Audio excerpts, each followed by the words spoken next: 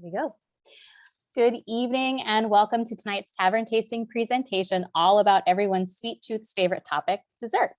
I am Mary Tsaltas-Ottomanelli, Special Programs and Events Engagement Manager here at Fraunces Tavern Museum. I am joined by my wonderful co-host, Catherine Prescott, Chief Curator at Keeler Tavern Museum and History Center in Connecticut. Tonight, we're going to talk about 18th and I think a little bit of 19th century desserts, sharing some of our favorite recipes that we found, talking about the ingredients that make up some of these delicious and maybe not so delicious recipes, and the process of how to make them, because they are a little bit different. There are no kitchen aids available in the 18th century. And as always, if you have a question, please leave them in the chat. We'd love to know, again, if you're just joining us, what your favorite dessert is. I already regret that because now I'm really hungry and I want some sticky toffee pudding. All right, let's get started. So how do we make desserts, Catherine? So if we are 18th century women, probably with a background more like yours than mine, what are we doing? First it's going to require a lot of work. So I hope you have a lot of time on your hands. And be prepared to spend hours and hours in the kitchen.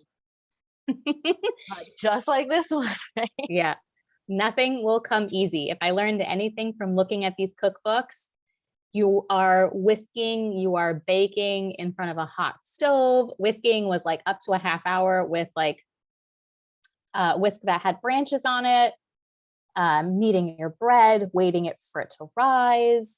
I mean, it's not as easy as like a box cake that I am familiar with, but I'm sure it tastes a lot better than like my funfetti cake that I gave my toddler for her birthday. Yeah, it's, I mean, in the 18th century, there were a lot of different things that you could have as dessert. But I think for the most part, desserts tended to be fairly light and fairly simple. When you are cooking on a hearth with a hearth oven, there's only so many things you can do in terms of baking and cooking. So a lot of desserts tended to be fruit, kind of preserved fruits, things like that. And I think one of the most surprising things that I learned was actually desserts were not strictly for wealthy people in 18th century America. By the time we get into, the mid 18th century, sugar is at a price where it's affordable for a lot of people, actually. And so definitely the wealthy, but also like middling class merchants and, tavern keepers and people like that could afford to have dessert. I love the way that sounds. Yeah, it was really interesting to kind of, I think between the two of us when we came together, it was a core set of ingredients. It was always like butter, eggs, sugar, flour. And then what differentiated was the amount of like different spices that were used. And we saw a lot of like nutmegs and cinnamons. And what I learned was Catherine's favorite ingredient of rosewater. But the process of cooking, I know I went down an entire hole because I didn't realize how temperamental like hearth ovens were and like beehive ovens. And I was just going into, well, okay, so I put on my oven at 375 and I come back in 20 minutes, but it was more of like, well, how do you start the fire? How do you make sure that the temperature is right? How do you make sure that it's not burned on the outside, but like cooked completely in the inside? One of my favorite things was one of the tips that was in one of the cookbooks, and I can't remember which one it was. And I have a list of like a handful of maybe the 15 or so that I found, was it's too warm if you can stick your hand in for 15 seconds, and it's too hot if you can only stand 5. Like you want to get your fingers into the oven for like 10 Mississippis, and that was the sweet spot. And I was like, how many 3rd degree burns happened at this point? Yeah. But it was so temperamental. Yeah, I do think, these women were essentially growing up in the kitchen in a way that I don't think we do in the modern day. So I think as you're learning with your mother or whoever, you learn these things. You can kind of start to feel and things like that. But yeah, it was like, just stick your hand in the oven and see how you do. But I did read you could also just like throw cornmeal in and see how quickly, like if it immediately turns black, then it's definitely too hot. Your oven's too hot. Yeah. It needs to like turn like a nice even golden brown color. And then your oven is ready, and then you can, but then there's the whole thing about when you put in your breads, like those need a hotter oven, or they need to be in longer versus a cake or a pie or like a tart, or things like that. And so knowing when to put everything in is really, I think, the science behind it.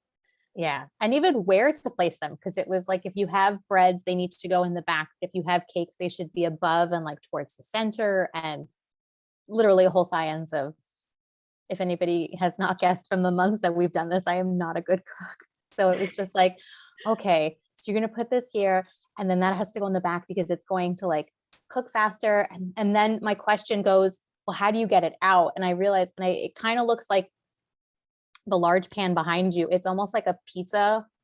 What looks like what they use in pizzerias to get it out of the oven was something like that. I think it's like I forgot the name already, but it was this huge long stick to get it out. I'm sure you have it behind you. I think, hold on, let me grab. Catherine has the luxury of a living kitchen. Yeah, so we have our oven peel here. Yes. This is a pretty short one for our beehive oven that's kind of off to the side of the hearth. In the tap room, which if you've joined us for other tavern tastings, I sometimes broadcast from the tap room. That beehive oven is in the back of the hearth. And so for that oven, we have a much longer peel that's actually like 5 feet or so. So you don't have to like physically crawl into your fireplace to get stuff out of the oven. So safe. Yeah. And, but I did find it interesting because I always had this idea that it's like people are baking bread every morning, right? But if you're doing it for your home, you're not.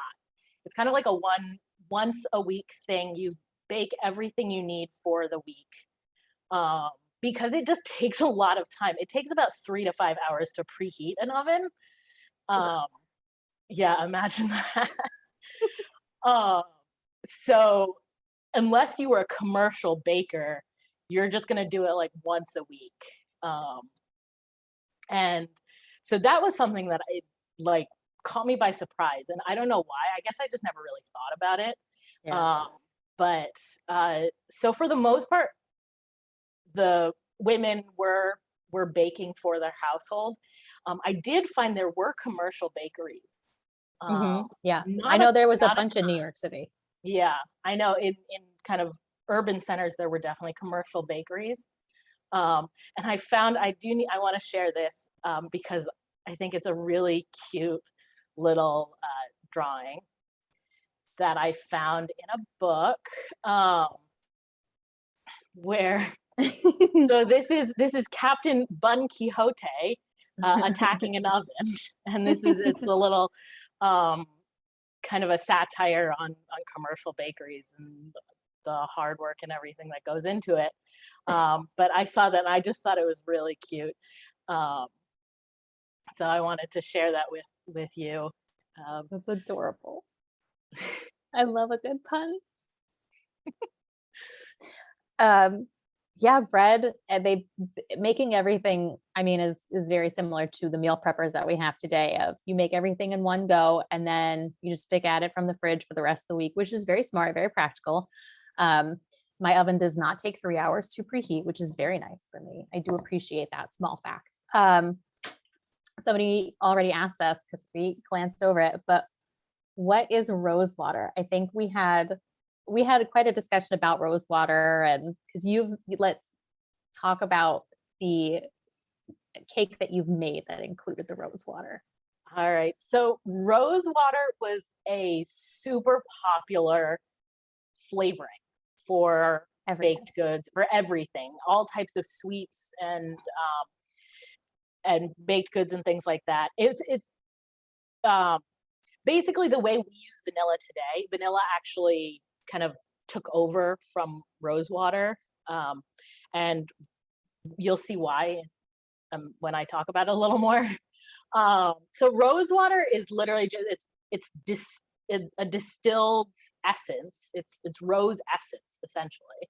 So you boil roses and then you distill that liquor, and it is very, very fragrant. Yes. And today we mostly use it in cosmetics and lotions and soaps and perfumes and things like that. But back in the 18th century, it was super popular to use in cooking.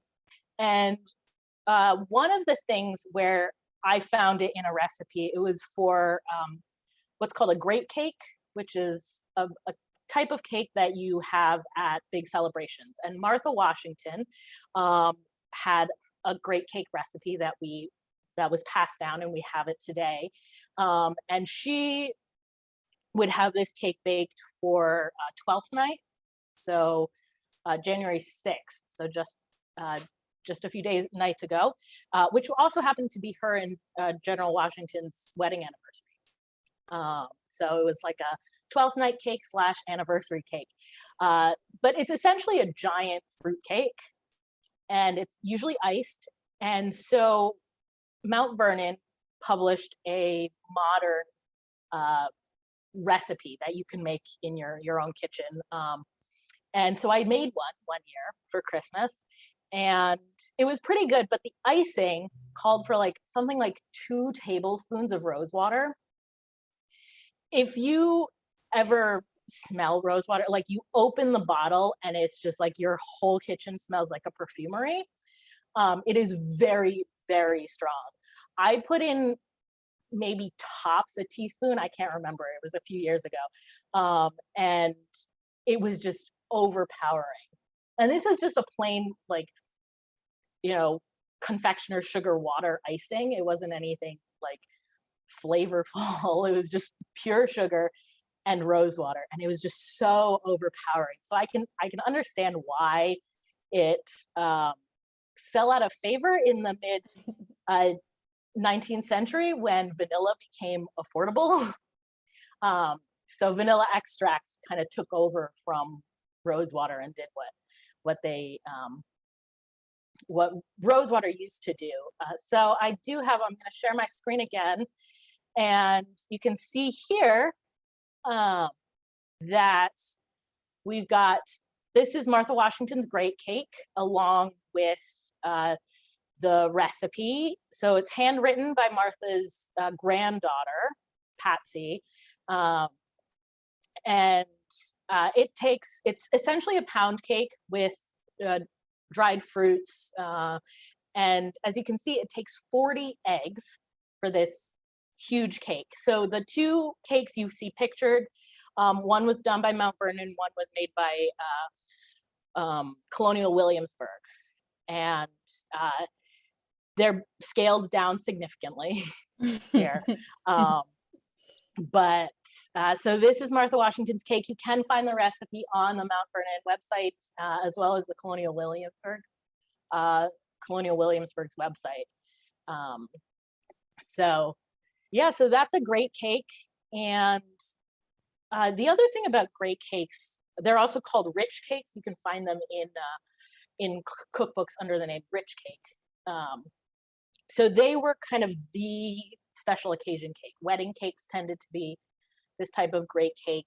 Also in Connecticut, I know for sure in Hartford, but I think in a lot of other areas around Connecticut, there's such a thing called an election cake that people used to make for election day. Yeah.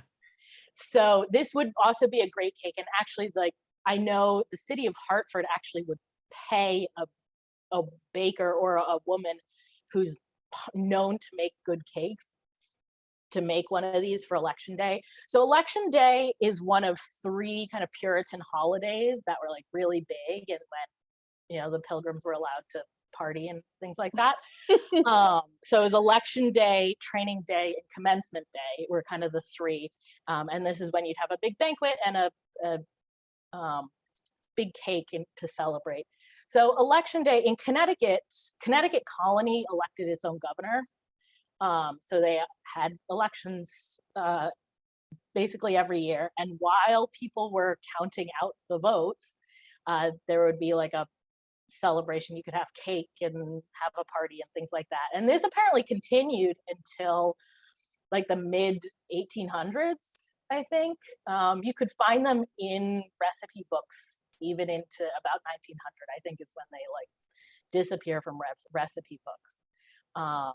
But yeah, I thought, I don't know, maybe we should bring back election day cake. That would make the returns coming in a little more fun. I support any holiday that asks for cake. Across the board. Will not say no. Yeah, it's like a glorified pound cake, and it's like whatever you have on hand, you just kind of like dump in, you put some frosting on. The Rosewater to me was really interesting because I did an initial like Google search of the idea of Rosewater, and I knew it was really powerful, but the first things that I was getting up on Google were cosmetic based and like holistic based. And then I had to retweak it. And then I started going through like JSTOR and more academic resources. And then it like was tied to cookery and baking and that kind of topic. And I went, there's been a big shift in how we view rose, and probably like you were mentioning, how people associate it. Because if you think that you're supposed to put this like rose water toner on your face, you're immediately going to think that you're not supposed to put it in your food. Yeah, that was kind of when I made this cake. I was just like, this smells like soap. Should I really be eating it? And I think because we're not used to it, that's kind of our reaction, because vanilla has become so ubiquitous. Yes, but if I double the vanilla in a recipe, it will not smell like a perfumery. Yes, that's the difference. That's true. Well, we noticed that about a lot of the recipes that were just kind of like, if you have any leftovers, because we go from like sweet pies to savory pies. And I saw there was, I think American Cookery had like a calf's head pie in it. And you truly are using every ingredient that you have. So you're literally putting in a calf's head, and you're putting in your root vegetables. You're putting in a little bit of like a gravy sauce. You're putting your essentially puff pastry on it, and you're putting it in to make a pot pie for yourself. And it was, what's on hand. And you'd put things like rose water in, or nutmeg or cinnamon, to kind of cover the taste of it, which is probably why they were looking to put in so much more of these like very fragrant, strong scents and tastes, which makes sense. I mean, when you burn something, you want to like cover it. Yeah. I do think though, something like vanilla, vanilla with sugar is just a little bit more palatable than rose could ever be, I think. Maybe this is just my 21st century view, but I do know like vanilla was popular in the 18th century if you could afford it. Vanilla was prohibitively expensive. So I did find out Thomas Jefferson, who loved vanilla ice cream. He came back from France, raving about vanilla ice cream. So he ordered some vanilla beans, and they cost 24 shillings a pot. Ooh. This is at a time when the average worker earned 3 shillings a day. And that was just the vanilla. That didn't cover like shipping costs and stuff, right? Yeah, that as far as I know, it cost 24 shillings a pod. Ooh. For vanilla. So like, really it was prohibitively expensive. Because I do think it seems to me be that as soon as vanilla became affordable, everyone just dropped Rosewater. So I have a feeling they were not terribly fond of it either. You might know this question. Somebody I just saw asked, how much would Rosewater cost? I think it depends on whether you were buying it or if you had access to roses. Yeah, I don't actually know how much it would cost. I do know in a number of the cookbooks, they had recipes for Rosewater. Basically, you boil the rose petals, and then you distill it. And most families could do kind of basic distilling, especially in the countryside where people were like making their own rum and brandy and stuff like that. So I think it was pretty accessible for the average woman to actually make her own. Not bad. Oh, and then our roses everyday plants. And this goes into the conversation about spices and where they came from and taste palettes that are not native to the colonies. And you know, how bougie things like vanilla could be and how fancy it could be and how using those kinds of ingredients kind of sets you off as higher class, upper class, elite. I mean, the fact that Martha Washington was using 40 eggs for one cake recipe is outrageous because chickens don't lay that many eggs, especially in the wintertime. So to have 40 eggs available, accessible for one tiny cake is a very big show of your wealth and status. So when we talk about things like cinnamon and nutmeg and roses themselves, they're coming from, my hands are disappearing into the screen, but they're coming from not here. They're coming from places. The rosewater came in from,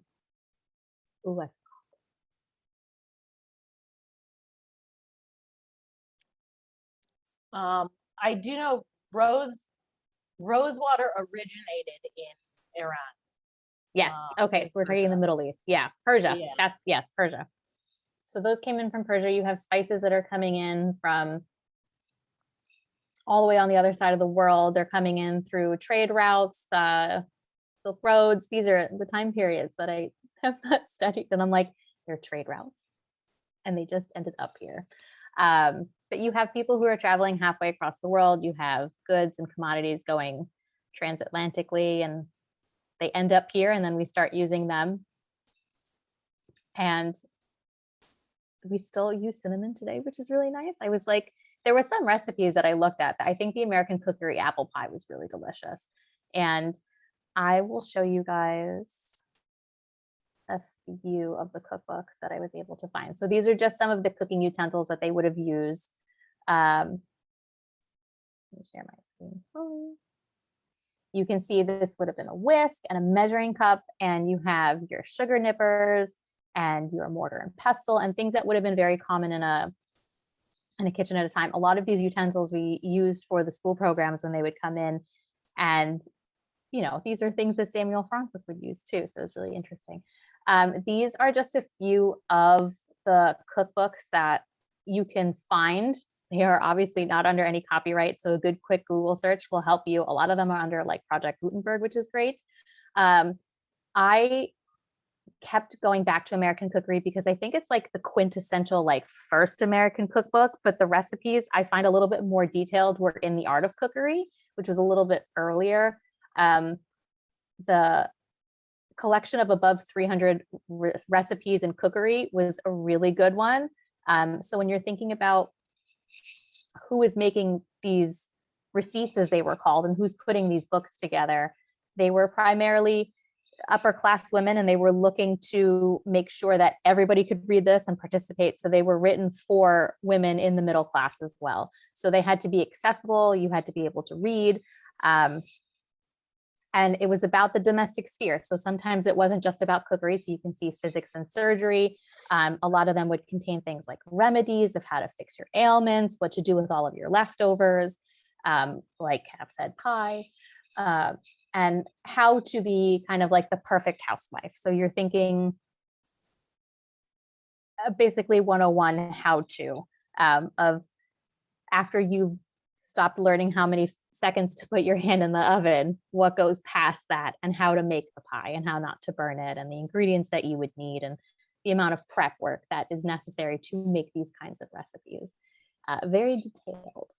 Yeah, I do think cookbooks, I think, are a really interesting way to look at 18th century life, especially in the domestic sphere, especially for women, because you can see what is not in the cookbooks as well. Like there's certain things that these authors are assuming a woman will know. Like, you'll nowhere in the cookbook does it say you have to like granulate your sugar, right? It comes in a loaf, so you've got to like cut it up and pound it into small granules. You have to have your oven preheated already, you know. There's Were made for me. Yeah. Yeah, so there's like certain things in this cookbook, in these cookbooks, that are just assumed that women know. And the other thing I find interesting about these cookbooks, especially if you look at different ones over time, is you can actually track a lot of like things like technology available in the kitchen. If you go into 19th century cookbooks, you actually can kind of figure out when stoves became commonplace in kitchens, in middle class kitchens, because you see a shift from things like boiled puddings to baked puddings, or things like more complex cooking methods. Like, one of the things you notice about these 18th century cookbooks is the recipes tend to be very short. Yeah. They're very short, they're very straightforward. You just have to do one, you know, like it bakes once, or it's a one pot kind of thing. Yeah. But so if you want to do like a custard where you have to stir it and heat it at the same time, that's hard to do when that means you're going to be literally standing over open flame. But once you have a stove where you can do that kind of stuff, these things like custards become more popular in these cookbooks. So it's a really interesting thing, is kind of looking at them over time. It's almost like doing archaeology, really getting into that, and also seeing like what ingredients are used. Yeah. There was this article by an archaeologist who looked at 19th century cookbooks, who was talking about, she compared the ingredients, like exotic fruits and things like that, and how they appear in cookbooks versus newspaper advertisements. And because the women who are writing these cookbooks are of a specific social sphere, they are actually not including a lot of popular exotic fruits like bananas, and a lot of like the South Asian, like tamarind was apparently really popular in the 19th century in Boston. But because it was associated with immigrants and like eating in public and things like that, you don't find any tamarind recipes. You don't find any banana recipes because they're associated with masculinity, and you know, and so there's very few banana recipes in 19th century cookbooks. So I thought that's kind of really interesting, how you know, cookbooks is not just, you know, what did they eat, but also How, you know, why did they eat? Yeah. I know Lisa had mentioned in the comments, there's like a direct connection to gardening of, you know, what is accessible to you might not be accessible to a woman in Virginia, or how expensive it can be, and how, like, the quantity of how much you can buy for a recipe, like the 40 eggs again, and how that all kind of ties together, of a great social analysis of what life was like. So it's always interesting, because I see Samuel Fraunces' advertisements for putting together these like grandiose things, and I was like, this is one tiny tavern. And then I have to remember that he's literally right next to the harbor. His tavern is right down the block. He likes to cook. This is his thing. He's found his like great niche. He's hired by almost like everybody, including Washington, to cater meals, and he does all these things. And I was like, yeah, no, of course you can order all of this like sugar and spices and exotic ingredients, because the harbor is right there, and he can order it or go down to the market, which is like to his left. And it makes more sense than a smaller rural tavern that wouldn't have had that access. So it's definitely very interesting. I can pull up one of his advertisements. This is one of my favorites to pull because of how much he cooked. Whoops, there we go. I like to pull this one because this is one of those advertisements where I think he put everything he could possibly make onto one advertisement. He keeps jellies, syllabubs, creams, flamoise, and custards I don't know what that is still. I I tried think to look it up. I think it's supposed to be a blancmange, which is like a, It's like a custard-ish yeah, it's like a situation. meringue type Yeah. thing. I couldn't figure out if he had spelled it wrong or if he had made up his own ingredient list. I don't know. And then likewise kept a large confectioner shop where ladies and gentlemen may be supplied with cakes and pastries of all sorts. Said Fraunces undertakes also by giving him timely notice to make wedding cakes of all sorts and to fix desserts for wedding suppers. So this probably goes back to the great cakes that you were mentioning. I would probably imagine he's not making like a 6-tier wedding cake that we think of today with like frosting and icing and like fake flowers and stuff like that. I'm sure that he made a bunch of great cakes for these weddings. It, I know, the problem that I dislike the most is that he never wrote down any of the things that he made. So it's like, I know what he made. I don't know if he had like, if he was adding like a lemon zest or orange zest or like an ingredient that would be like, oh, only Fraunces makes it this way. So one of my biggest like challenges is, well, we know that he cooked well, but why? Like, why were people coming back? Was there a reason that Washington really liked his cooking? Was there something fancy in it that he couldn't get anywhere else? Or, just because he was there and he had this room and that's where we were at. But mystery I'll never learn. Yeah. So I love that list of desserts that he has. It's such a All of them. great kind of overview of the types of desserts people had, creams and syllabubs and custards. And you can tell they're kind of a little bit lighter. It's not pies. It's not, my favorite thing about pies. So 18th century pies tended to be savory pies, except you do have things like apple pie. But which can be savory. It can be savory. There's a little bit of sweetness to it. But I think one of the things that we definitely need to bring back is, at least here in New England, apple pie was breakfast food. So, so apple pie, especially in the, late winter when a lot of other produce you've used it up. And if you haven't used it up, then it's gone bad.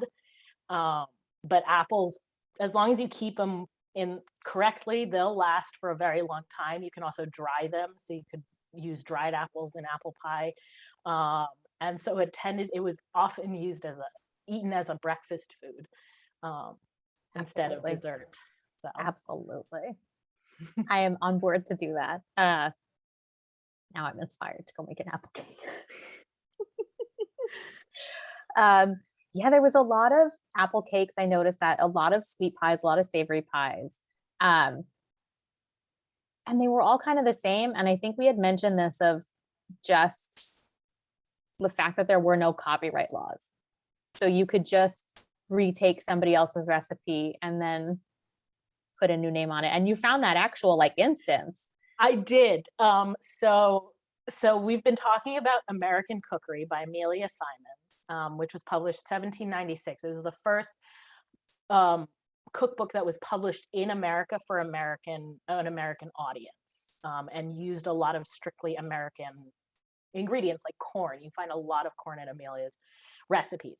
A few years later, 1803-04, I think, there's another cookbook published by a woman named Lucy Emerson, called New England Cookery.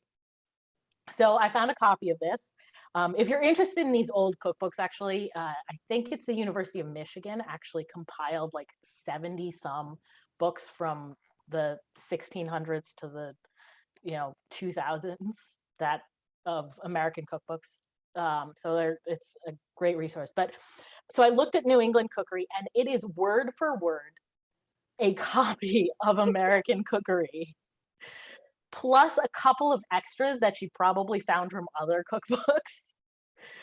But it is literally like the recipes are exactly the same. I had them both up and I was like looking at them, and yeah, it was so she didn't even try and hide it, that they were that she was copying it. But I did find another instance, or I read about somebody else who found this instance, so there's a book, it was published in London, it's called The Universal Cook. It was published 1806. And this was James Townsend who's the colonial 19th century sutler. So he's a great resource on like colonial life and things like that. So he was trying to make this, it was a mince pie recipe, so mince meat. And so he's going by this Universal Cookbook, and he notices that it tells you to put in half a pound each of mace and nutmeg. Half a pound is an extraordinary amount, which it would not only make the thing disgusting by anyone's standards, it could also kill you. So in small amounts, mace and nutmeg are perfectly fine for humans to eat, but in large quantities, it has hallucinogenic effects, but also causes it's called myristicin poisoning, and it's like causes convulsions and nausea, hallucinations and things like that. So he kind of was like, this is weird.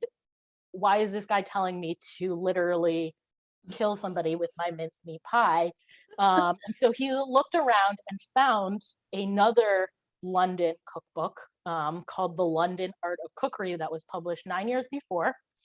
That is exactly, word for word, exactly the same recipe, except it says half an ounce of mace and nutmeg, which is a much more reasonable amount of spice to put in a pie. So this guy copied it, but it's like one of those, you can copy my homework, but just change it a little so the teacher doesn't know. Right? One of those things you used to do in school.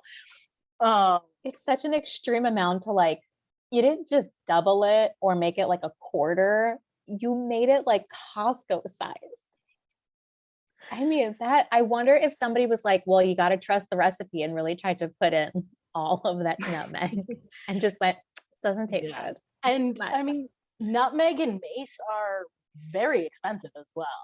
I mean, that's a lot of money. So I did look around and in Timothy's ledgers and things like that. And I was able to find a couple of things, nothing straight up that says he was, baking pies or had creams and syllabubs and things like that. But he was either in the tavern or in his store, he was selling things like some of these spices we've been talking about, and sugar. He was definitely selling sugar as well. So you can see over here on the left-hand side, these are purchase orders. So this is where Timothy's going down into New York to buy goods that he's going to come back to Ridgefield and sell on to people in Ridgefield. So he's buying things. So he's buying things like sugar and ginger and nutmeg. And it's a little small. These are a very small handwriting as well, but he's buying, like half a pound of nutmeg at a time. So it's even not a lot for somebody who's essentially wholesaling, right? He's going to go on and sell it in retail. And then these other two, kind of slightly larger, you can see are entries from the ledger. So this is where he is selling these ingredients on. You see things like sugar.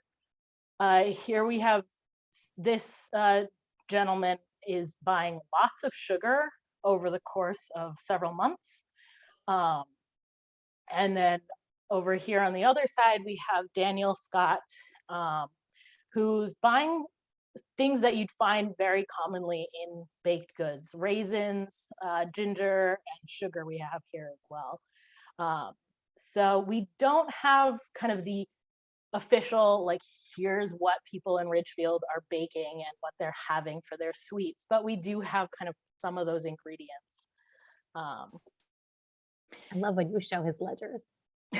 I get so excited. I'm like, what did you find?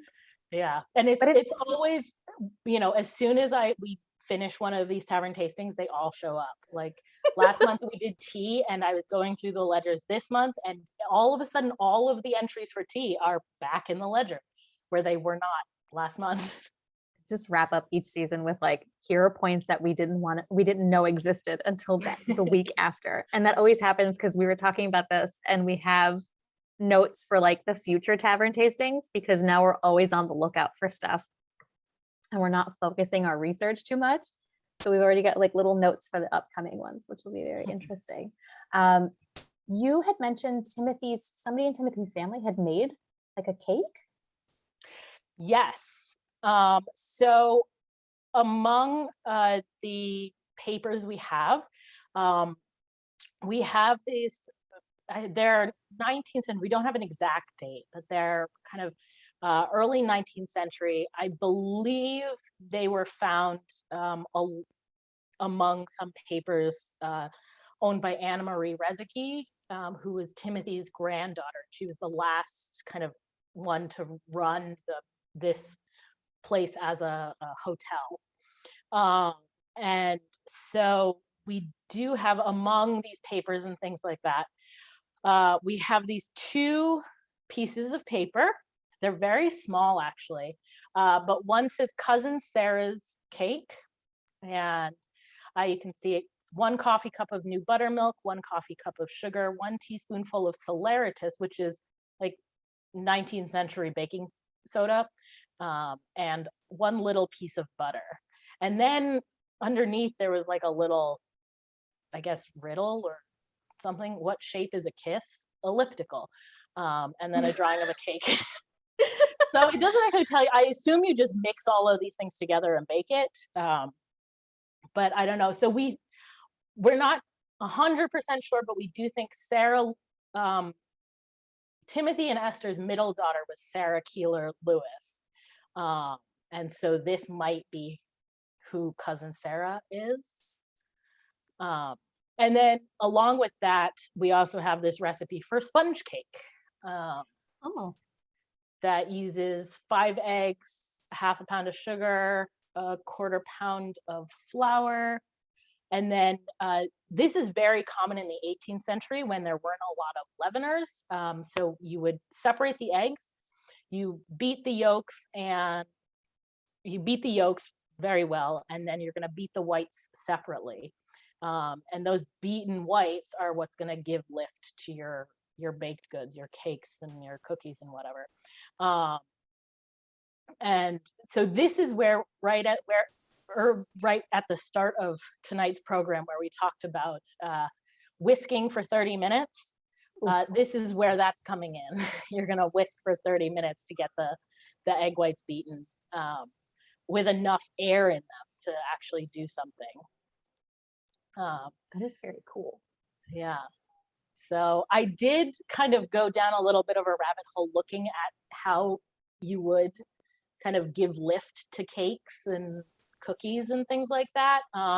And so you do have the egg white method because there was no baking soda. Saleratus, which is in Cousin Sarah's Cake, came up in the 1800s. It is essentially baking soda. It's bicarbonate. Yeah. But it's like a precursor to like pearl ash or something like that, I think. So pearl ash was before. That goes back. Yeah, that goes back to the Dutch cakes that I found. Yeah. So pearl ash is kind of it's potassium chloride. It's from, or potassium carbonate. So it's basically pot ash. So the ashes of when you burn wood, if you bake them, they'll like become clear. You soak them and then you get lye, and then you can like clarify that, and then you get pearl ash. And it essentially, it's the same thing as with baking soda. You mix it with an acid and it creates bubbles. So that was another way to actually leaven your cakes. And also you could use yeast. Typically from your beer, you'd use ale yeast, or what's called emptins, which is like the leftover stuff after you make beer, the stuff that you kind of strain away, or strain. No waste anywhere. Yeah, exactly. So a lot of recipes you actually see, it's like add a coffee cup of emptins, and so that you're essentially adding yeast to it, as well. Yeah, I saw somebody had asked a question. Where's your name? Mary Mitchell asked about measurements, and when that starts coming into play of when we kind of get a universal one. And that reminds me of our, where are you? The measuring cup that we have over here. So this is similar, very similar to the one that we show the kids. You can see those little dots on there, and that is an indication. And there's dots inside as well to indicate kind of where you are, kind of standard to our measuring cup that we have today. I would probably say like measurements standardized somewhere in the mid 18th century, I would say, because by the time you see more of these cookbooks, they're all kind of using like gills, like a Jack and Jill. Yeah, I saw that measurement of how to do that. You can see some of the measuring cups. Are they on this other one over here? No, not quite, but you can see a cake pan in the shape of a Christmas tree, which is really fun. You start seeing measurements like ounces are coming out, but this also could be because they're all copying each other's recipes. So they have to learn how to standardize measurements. So somewhere around that, but I'm very thankful that we have things that tell us how to put things in ingredients today. Because I don't know if I could just be like a pinch of salt, because I know, when you move out, you're on your own, you're in your first apartment, you're reading a recipe and you're like, what does a pinch of salt mean?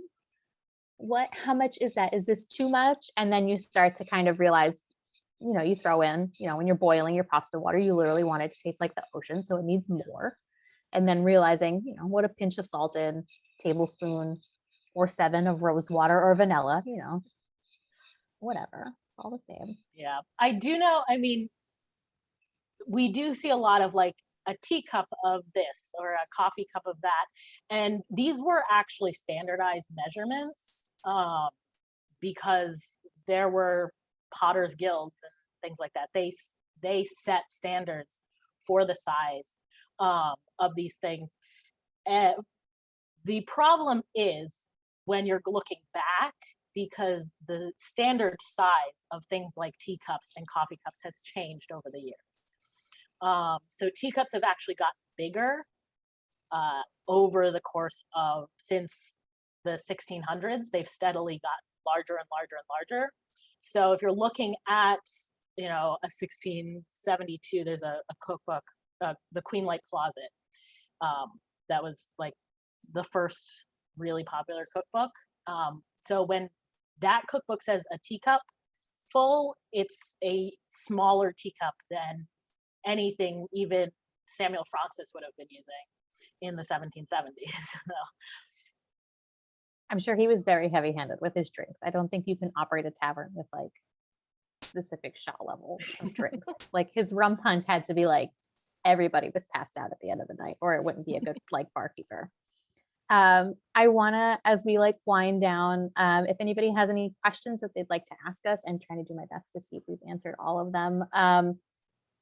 When I was doing research, I kind of looked at all of these 18th century into the 19th century and a little bit of the 17th century cookbooks of the original recipes. And I was looking at food historians like Townsend's, and watching their demos on YouTube, which are fabulous. And I recommend as a source because I had so much fun watching them make things like syllabubs with the hand whisks and going, that's not for me. That's great. I love this kind of stuff. I ended up kind of over the years purchasing my own updated cookbook. So Chef Stabe's cookbooks from City Tavern are wonderful. He will make you an entire meal.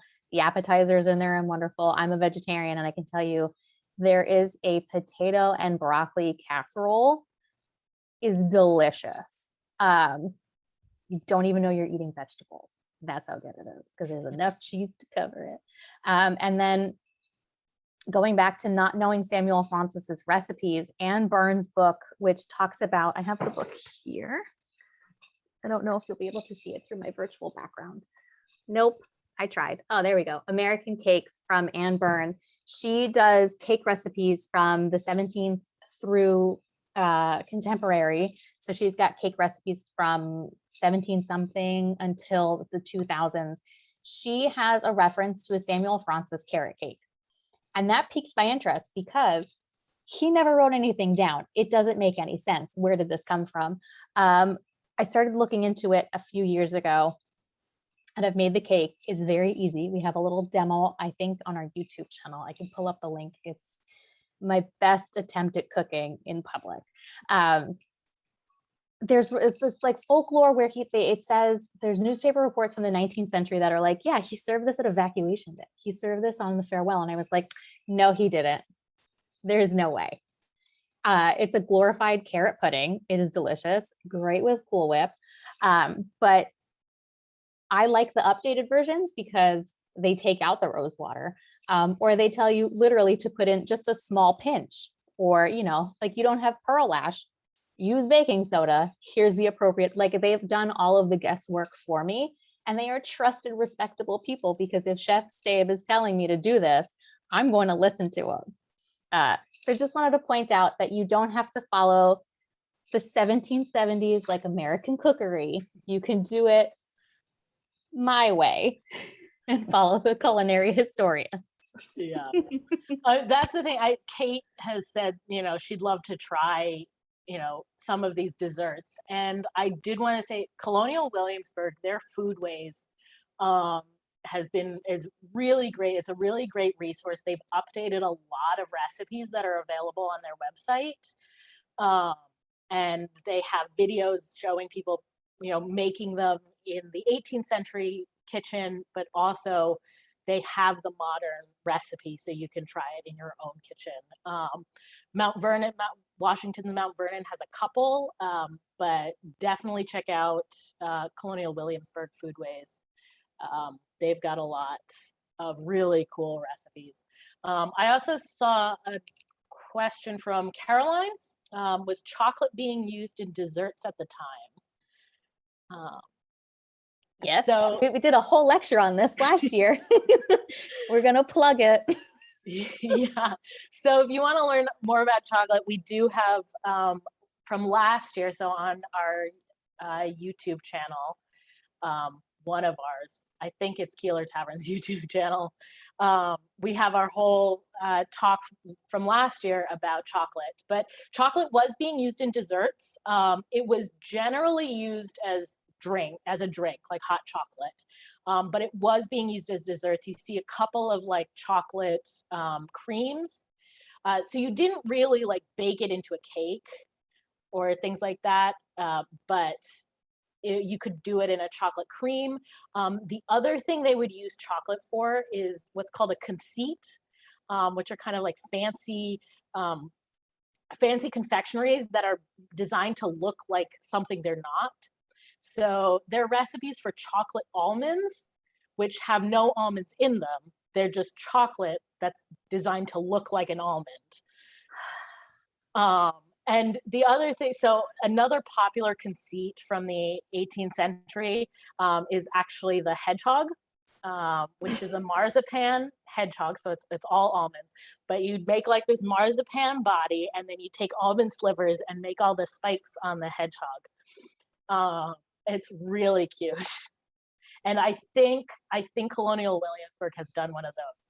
So yeah, Colonial Williamsburg and Townsend's are great. Mount Vernon has Martha Washington's like book of cookery, I think it's called, something like that, or they're attempting to put it together. And then somebody on their team wrote a book to go with cooking the recipes in there. It's sizable, but it's definitely interesting. I know I've browsed at it because it's part of the museum's collection. But yeah, it's fun to remake these dishes. I always have I have to boil carrots, so that was wild for me to do the first time around. But now I'm like, oh, you just pre-cook them, it'll be fine, and then I'll preheat my oven for 3 or 4 hours. It'll be fine. Yeah. So here I've got a picture here. I'll show you the hedgehog, and it's swimming here in like a cream sauce. essentially. So here you have the vanilla, the hedgehog conceit. And then you can also see I've got, there's chocolate almonds, the almond conceits up in the corner. And then this other kind of candied sweet here is called a comfit, COMFITS. And those are just like seeds that have been candied. So they're covered in layers and layers of sugar and then tossed in granulated sugar. So these happen to be caraway. So caraway was a very popular kind of candy flavor, which I'm not so sure about either, but I'm going to ask for a friend, are those appropriate to have for breakfast with your apple pie? Now that we're like remaking breakfast for dinner. Yeah. Desserts for dinner. I mean, for dinner. I'm a sucker for having pancakes for dinner. So you're asking the wrong girl. Well, pancakes, I do love pancakes. Pancakes are 18th century as well. And my favorite thing, so there's a couple of different pancake recipes, and most of them, because there's no leaveners, they're kind of like crepes. They're very thin. And so I think it's Maria Rundell, A New System of Domestic Cookery. She has a recipe, it's called a quire of pancakes. So quire, Quire, is actually a measurement of paper. It's 25 sheets of paper. So a quire of pancakes is going to be a stack of 20. And I was reading it, I was like, oh, this is like those crepe cakes that were really popular a couple years ago, right? That sounds delicious.